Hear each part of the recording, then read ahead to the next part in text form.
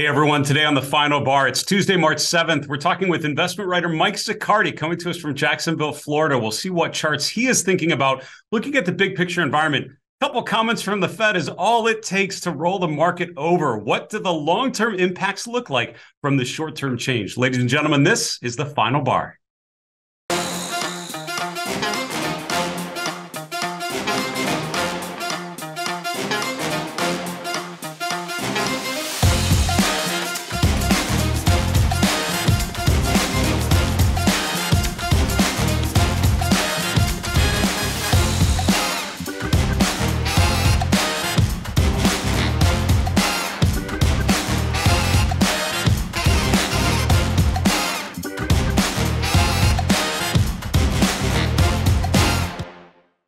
Hello, everyone. Welcome to the Final Bar. I'm your host, Dave Keller. I'm the Chief Market Strategist here at StockCharts.com in a sunny Redmond, Washington. Thanks for joining us every weekday after the close as we break down the activity in the markets using the power of technical analysis. The technical toolkit was really designed to help individual investors at the time to have an edge, right? To have any chance of competing with the robber barons from the early 20th century. From there, the technical toolkit has certainly evolved, and we've got a lot of ways to automate and scan and look for ideas, try to make sense of things. We recorded our latest episode of The Pitch a little earlier this afternoon, had a really good discussion focused on how to scan for ideas in this sort of uncertain environment. Should be interesting as we think about what happened today. Really, the sell-off, the distribution started yesterday going into the afternoon. Today, just following through to the downside with the major averages down in a pretty decent way. We're going to look at the impact, sort of the outcome of the day and how it's impacted some of the charts in the short term and then the long term. So let's get right to our market recap. As I mentioned, distribution through the course of the day. We had Powell's press conference this morning around 10 a.m. Eastern. You can see the gap lower. Bit of a choppiness, but overall, the comments weighed pretty heavily on the markets. By the end of the day, the S&P finishing below 4,000. And we've talked often about the importance of big round numbers. We always talk about, the importance of whether we can hold key levels of support. That 4,000 to 4,100 range is an area we've talked about for quite some time. With today's drop, we're actually below that congestion area. The S&P finishing the day around 39.86. It's down about a percent and a half from yesterday's close. NASDAQ Composite actually managed to outperform just narrowly, down about 1.25%. The Dow down almost 2%. The VIX pushing back to the upside. Not quite getting back to that key 20 level, but certainly improving or increasing from where we were yesterday. Interest rates actually kind of a choppy, mixed day. It was a really fascinating time to watch. The Fed comments, see the move in risk assets, see the rally or the drop in the fluctuation in bonds. By the end of the day, interest rates, the 10-year, not too far off of where we started. We started the day around 398. We ended the day around 398. That's just a little bit below where we were yesterday. The TLT actually pushed higher through the course of the day. Big spike, obviously, in the morning, settled down a bit, but the TLT was up about 0.6%. The dollar having one of its biggest up days in quite some time, with the UUP up about 1.25%. We're going to talk about the dollar, among other things, with today's guest, Mike Zaccardi. Continuing on, a lot of red on the page of commodity prices here. The DBC, which is a broad commodity ETF, with sort of an energy focus, to be honest, down about 2%. Gold and silver prices down as well, with the SLV, which is the silver ETF, leading the way lower on this page, down 4.5%.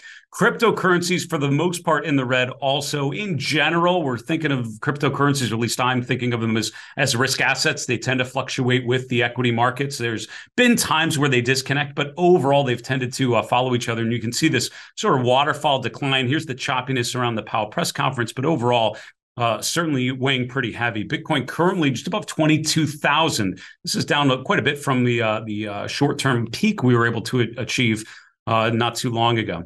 Let's look at a chart of the S&P 500. We'll come back to the sectors, and we'll look at some other sort of broad market indications as well. So what's interesting is my very busy chart of the S&P 500 is trying to just capture all the different lines, all the different levels that I think are important to watch. And if this chart tells you anything, besides the fact that the market's confusing, because the busier that my charts get, the less clear that they are. When they're super straightforward, I sort of draw a line. And one of one of the longtime technical analysts that I used to talk with, named John Mendelson, used to say, I like trends that you don't need your glasses to see. And so it's really easy when there's a clear trend line you can draw, and then we just kind of stick with it. And I would argue this big green trend line from the 2022 highs is one of those, right? Super clear, straightforward. If you look at the last 12 months, that was a downtrending phase, and then we, broke above there, and that was important, right? In January when we bounced up there.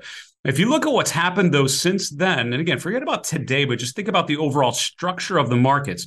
We've gone from, I would argue, sort of a downtrending phase to more of an uptrending phase, and I would define that based on the highs and the lows, right? Charles Dow would tell us changing from a pattern of lower lows to higher lows, from lower highs to higher highs, is the definition of a bullish rotation. It's what we call Dow theory, actually, which is looking at the highs and the lows and measuring the trend that way.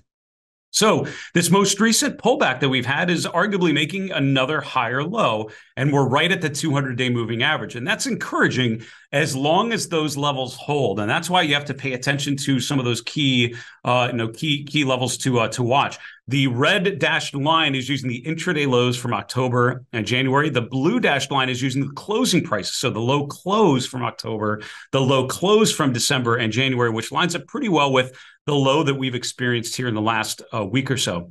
These sort of levels hold, and I would say the 200-day moving average currently around 39.40, that holds, and this isn't bad. This is a short-term pullback within, certainly more of an improving price structure. We start failing to hold that, though, and all of a sudden this feels like a bit of a lower high, and all of a sudden on a tactical time frame, we're breaking down through support. And I think you have to question a little bit about where we might be going next. Now, having said that, I think one of the great arguments for the market being strong out of the October low, or certainly stronger, has been the improvement in breadth. There's no denying, if you look at the breadth conditions in the third to fourth quarter of last year to the first quarter of this year, dramatic improvement, right? The advanced decline lines rotating higher, the McClellan summation index turning more bullish and getting above the zero level. The bullish percent index getting to positive extremes, bullish extremes, recently came out of those, but overall is more in a bullish configuration. And this chart, which is looking at the percent of stocks above key moving averages. In blue, we have the percent above their 200-day within the S&P 500. That's currently around 57%. Here at the bottom, we have the percent of stocks above their 50-day moving average, which is currently around 38%. Now, when you think about what a day like today and what a week like this week means for the overall trend, this is where I think it comes into play. Does the short-term movement change the breadth conditions to the point that you have to start questioning the longevity of the uptrend, or question the stability of the bullish phase that we're in?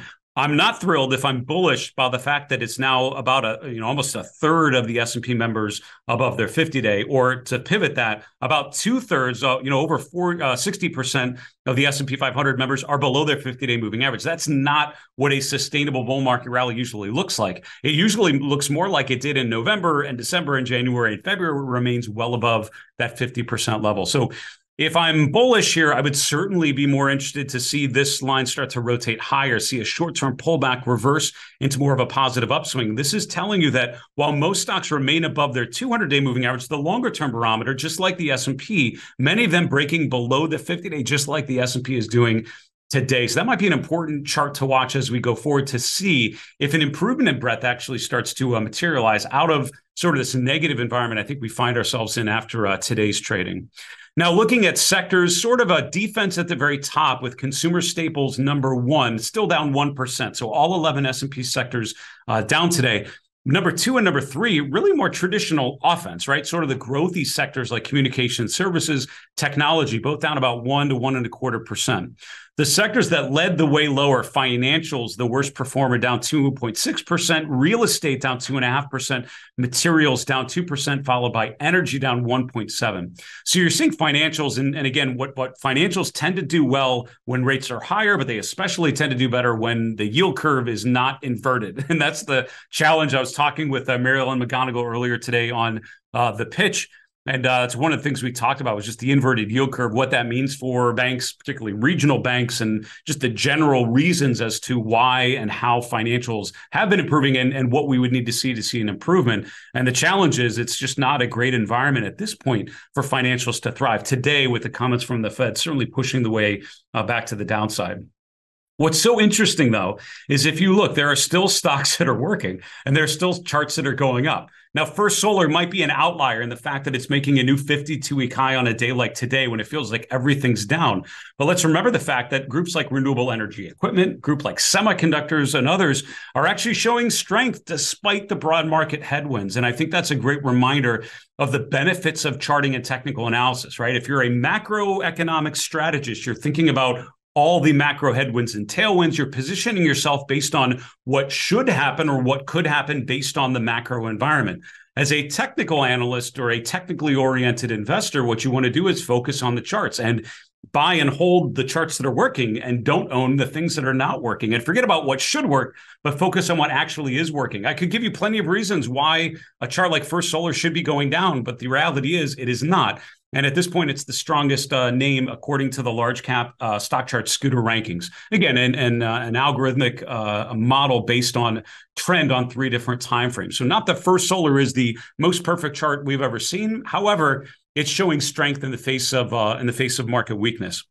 I did want to bring one more chart up, which is the chart of gold. I was looking at some sort of intermarket analysis charts, sort of channeling my inner John Murphy and Martin Pring, thinking about how these different asset classes are related and what sort of levels and patterns are meaningful to me. I couldn't help but notice, of course, the drop in gold and silver. And what's interesting to me about that is you think about gold, or at least was traditionally taught that gold is a safe haven. I think that's like the first thing I learned about gold when I'm learning about the stock market a couple of years ago. I was told gold's a safe haven, right? It tends to do well when investors are nervous because it tends to be pretty stable. It tends to be inflation, immune to inflation for the most part. And so if you want to ride out periods of market uncertainty, it's a good place to be.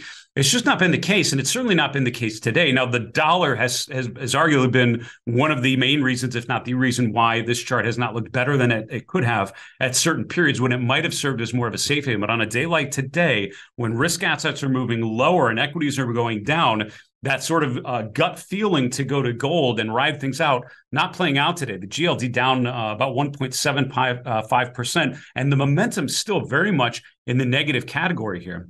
Let's take a quick commercial break. We'll be back with today's guest, Mike Zaccardi. We'll see you in a minute. Hey, everyone. Welcome back to The Final Bar. I'm your host, Dave Keller, here at StockCharts.com. It is such a pleasure to have you join us, and we appreciate you watching the show every weekday after the close. Our plan is to be back in the studio very soon. We actually had a great recording earlier today. Went pretty well, and we're going to be hope to have you have this show in the studio very, very soon. A couple of quick announcements before we bring on today's guest, Mike Zaccardi. First off, I did want to share a poll with you. We have a poll going pretty much all the time on our live stream page at StockCharts.com. We also have it on our social media accounts. And we asked you recently, know your technical indicators. Which indicator tracks the daily trading range of a stock adjusted for gaps? Average true range is absolutely right. 75% of you said correctly answered that one. ADX, RSI, money flow index, while all very interesting indicators, and I would argue there's value in all of them, the one that is purely the daily trading range adjusted for gaps, that is the definition of the ATR, the average true range. Now, the reason why I mentioned this one in a poll question is because it's the way, or it's the methodology a lot of investors use for measuring stops or for setting price stops. If you want to get a little more sophisticated than a percent stop or a certain price level, average true range can be an interesting way to do it. Some of the techniques we have, like the chandelier exits, are based on average true range. So if you're not familiar with that part of the technical toolkit, click on the little hourglass or the magnifying glass in the upper right corner of our website. Search for average true range or ATR, and you'll get some information on that great technical approach. Just so you know, we are here for your questions. We're going to do a mailbag segment at the end of this week on Friday's show, and we'd love to answer one of your questions live on the air. You can contact us via email, thefinalbar@stockcharts.com. We're on Twitter @FinalBarSCTV, and we're on YouTube. Put a comment below the video you're watching on our StockCharts YouTube channel. We'll hope to answer your question live on the air on Friday's show. Upcoming schedule, I have a great guest today, Mike Zaccardi, investment writer, contributor to StockCharts.com. We'll hear what charts he is thinking about recently. Tomorrow on Wednesday the 8th, we have Aaron Swenlin of Decision Point. Also tomorrow, we'll air our latest episode of The Pitch. We just a couple hours ago recorded this from our studio here in Redmond. It was fantastic. Mary Ellen McGonigal, Miss Schneider, Aaron Swenlin, all sharing 5 stock and ETF ideas. We covered a lot of ground, macro, micro, how to scan for ideas, how to manage risk, a lot to unpack. And I encourage you to go to StockCharts.com/thepitch for more info on that upcoming special. Thursday, by the way, we have Larry Tentarelli, editor of Blue Chip, the Daily Report. Want to follow on today's show with our guest, Mike Zaccardi. Mike's an investment writer of Zaccardi LLC, coming to us from Jacksonville, Florida. He's been a frequent guest on the Final Bar. Mike, Happy New Year. Great to have you back. Hey, thanks, Dave. Great to be here. So we have your first chart here, small caps versus large caps. And first, I should set the stage by saying thank you for bravely coming on the show when we have a big dislocation to the downside. I know a lot of people watching things get redder and redder are looking for some perspective and some sense. So start with your ratio of small versus large. What does this tell you about the environment here? Yeah, so I think small caps versus large caps right now is pretty interesting because if you recall, the Russell 2000 ETF outperformed starting in May last year, well ahead of the S&P 500's low. So, we've got a period now of coming up on a year of gradual small cap outperformance. So if we start to see this chart break down a little bit, I think it does call into question the strength of the rally, because you really don't want to see just those handful of names, those mega cap tech names that we all know, leading the market. Because if you look back to just before the market peak in early 2022, that's basically what we had. So this is something I'm watching. If we can get a leg higher on this relative chart, then that could definitely set us up for a continuation of the move off the October low in the S&P 500 and more broader strength within the market. It's so interesting, Mike, with the chart. I really appreciate you sharing this and starting us here. It's been such a change, I think, in a lot of ways, seeing the improvement in small caps on a relative basis, before the market bottomed out in October. But I think so many investors are comfortable with the FANG stocks lead, right? The way that we know the market is better is that the FANG stocks sort of pushed their way higher. That was the definition of the bull phase of 2021, I feel like, was sort of, the FANGs over everything. Is there a scenario where you think the markets can move materially higher without the FANG stocks being a big part of that? I think so. I mean, the thing is, we all as investors and traders have to step back and think globally. So if you look at the global stock market, the breadth of countries in terms of the ones that are breaking out, it's actually pretty strong right now. I showed a chart on Twitter earlier today highlighting that. And if you own things like equal weight products, small and mid caps, non-US stocks, I mean, there's a world of stocks out there. It's like we don't have to focus on the mega cap 8 stocks in the market. So I think definitely there can be pockets that work. And, frankly, for the back half of last year, we saw that. We saw the market recover without strong participation from the mega caps. So I think that's definitely possible. Yeah, the equity markets are much more than those 8 names, I think, is how you generally describe it. I think that's spot on, Mike. Your second chart's looking at semiconductors. Semiconductors is certainly a group that is, really come into its own here in the last couple months. Names like NVIDIA and others have really pushed to the upside. What do you like or not like about the semiconductor space here? Yeah, so let's look at this one technically. So looking at SMH, we can see that the 200-day moving average has flattened out. It's actually now rising a little bit. And we had, our favorite golden cross. Everyone loves to talk about the golden cross, right? So we had that occur back in January, and we saw a little more upward price action into early February. Now we're kind of consolidating. The bull flag here is extending out a little bit longer than the bulls want to see. But from kind of an intermarket perspective, if you see the semi stocks hanging above, for example, the November, December highs, the kind of this looks like about 230 level. That's pretty constructive, I think, for the broad market. It used to be that everyone looked at the transports as a potential harbinger of the broad market and confirmation of broad market strength. The traditional transports, transported manufacturing activity. It was that sign of cyclicality. It's now the semiconductors that sort of transport information. And this is really the key to the markets right now, I think. So this chart looks constructive to me. We can see an uptrend off that October low. I did post a chart just a few moments ago looking at the relationship between semis and the S&P, and we're starting to see a little bit of a momentum breakdown on the relative strength chart between those two. So that's something we got to watch. But in general, this chart, I mean, to me, we're seeing more positive than negative signs with it. It's really interesting, and I was mentioning on the chart of the S&P earlier, just the simple fact that we've rotated, from a downtrend to an uptrend by any definition, right? Where are we at relative to the moving averages? All of that as well, and it's certainly seeming to show more signs of constructive behavior there, Mike. Your last chart's looking at the dollar, and I'd love to talk a little bit about just the macro environment. Obviously, we had comments from the Fed governor, or the Fed chairman earlier today, and the market's moving very quickly. The dollar, in a lot of ways, has been the story on certain times where in certain weeks we've seen strong dollar and weaker everything else. What does the performance or the movement in the dollar recently tell you about the market environment here? Yeah, so we saw a big thrust in the dollar. You can see this chart right here of the index itself. We had a bullish three white soldiers formation there in early February. That took us right to the 50-day. Now we've crossed above that. And today, with as you mentioned in the prior segment, we had the dollar's massive 1.35 percentage point advance for the fifth best day of the last year for the greenback.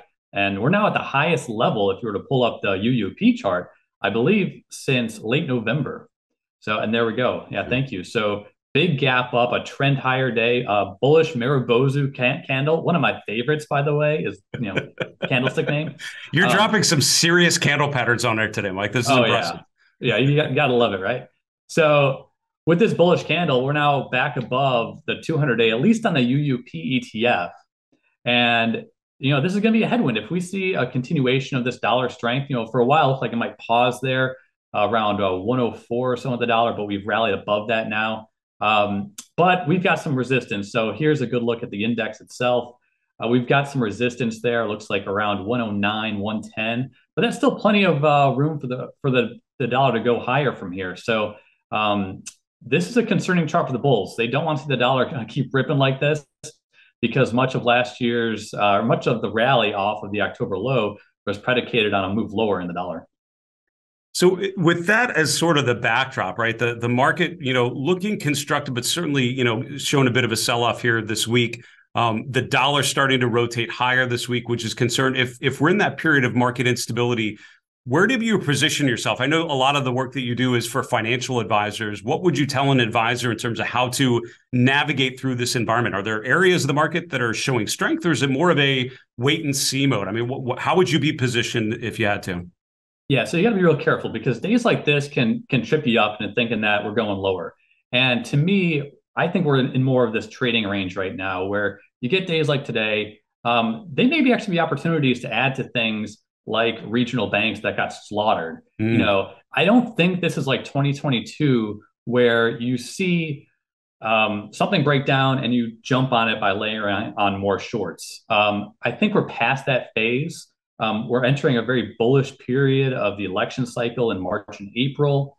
Some of the breadth indicators are really not that bad on a broader scale. So to me, the best advice I can give there is take these down days with a grain of salt. And whenever we get those rips up towards 4,200, maybe peel some off the table. So taking kind of a macro approach.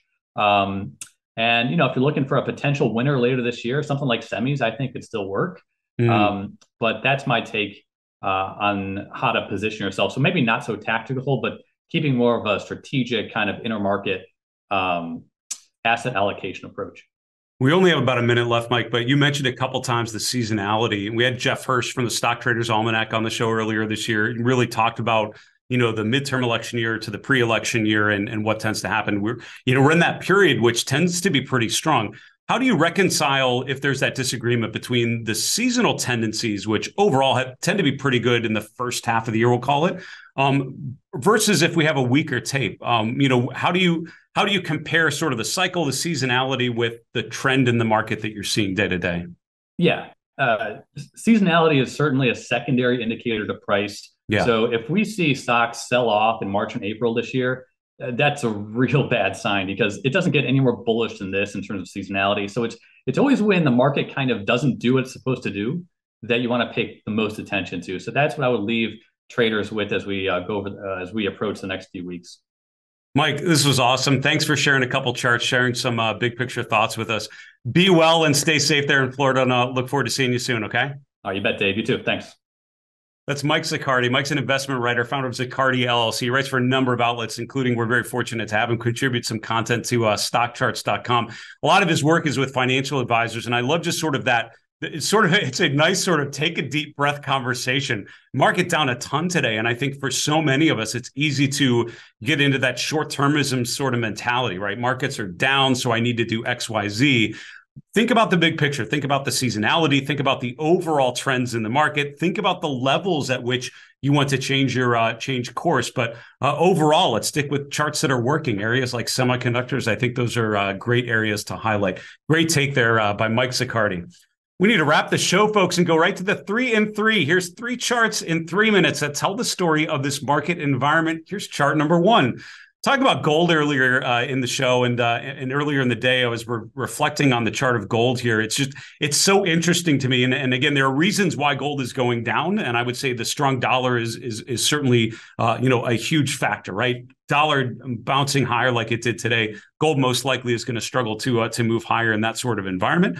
But what's interesting to me is, again, I was taught early on that gold is a safe haven. So when things get crazy, get in gold and sort of ride things out. And it's just not been the case. And it's a great reminder to me to worry less about sort of those market maxims about what should work and focus on the charts. I feel like the evidence and the reasoning, the why, often becomes really clear down the road when we're looking back and trying to figure out why the market was performing a certain way at a certain time.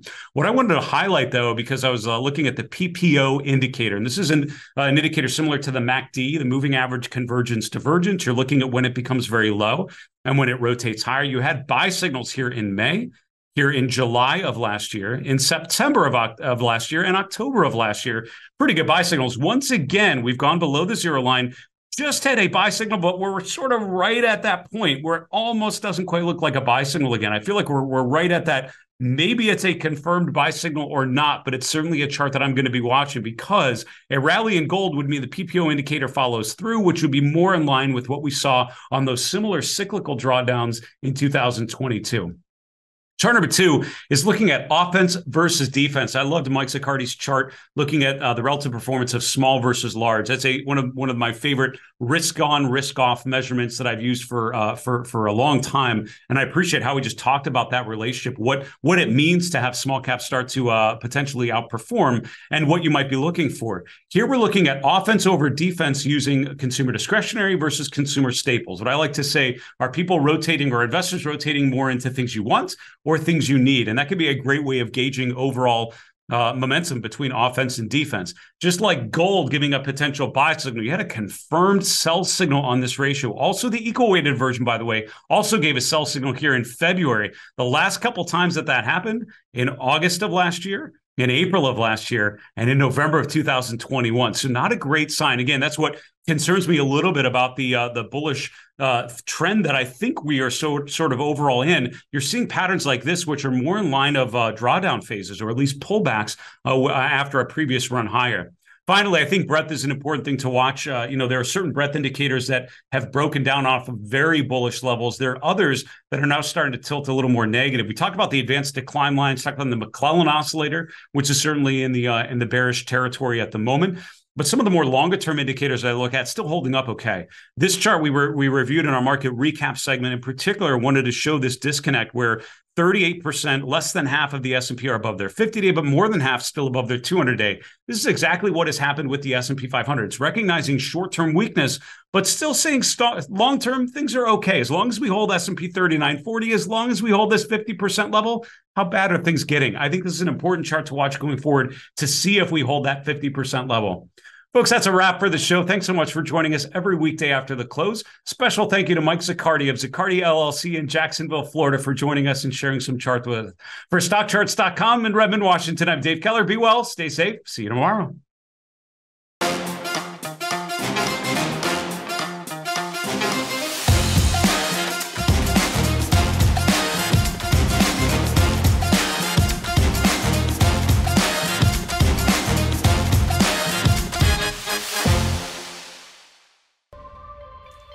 Hey guys, Dave Keller here with StockCharts.com. Thanks so much for watching our video. If you enjoyed it, and we hope you did, hit the like button right below. Also, we have so much new content every day. Consider subscribing to the channel. Just hit the subscribe button in the video or right below. Thanks for watching. Stay safe. Have a fantastic day.